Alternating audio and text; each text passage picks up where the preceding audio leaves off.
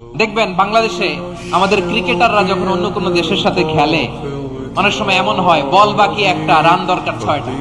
বল বাকি কয়টা? পটুয়াখালী বুঝে নাই বোধহয়।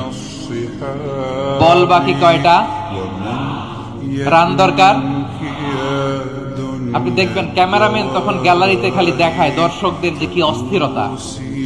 হিপ হপ স্টাইলের মেয়েটা, যে মেয়েটার ওড়না এতক্ষণ ছিল গলায়, এতক্ষণ কই ছিল, ওই মেয়েটা দেখবেন ওড়নাটা টেনে মাথায় দিয়ে এরকম মুনাজাত ধরতেছে, আল্লাহ আল্লাহ, একটা ছক্কা, আল্লাহ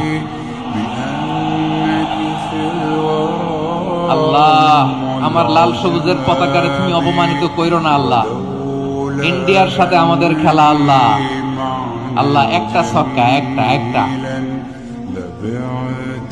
পুরো পুরো খেলা জুড়ে এই মেয়ের ওড়না ছিল গলায়, কিন্তু যখন এক বলে 6 রান দরকার, ওড়না চলে আসছে কোথায়? মাথায়। আবার মুনাজাত আছে না নাই? ঠিকই বাংলাদেশের দামাল ছেলে এমন এক শট মারলো, বল চলে গেল স্টেডিয়ামের বাইরে, ছক্কা, জিতে গেলাম আমরা। পুরো স্টেডিয়াম জুড়ে চিৎকার, হই হুল্লোড়, মৌজ মাস্তি।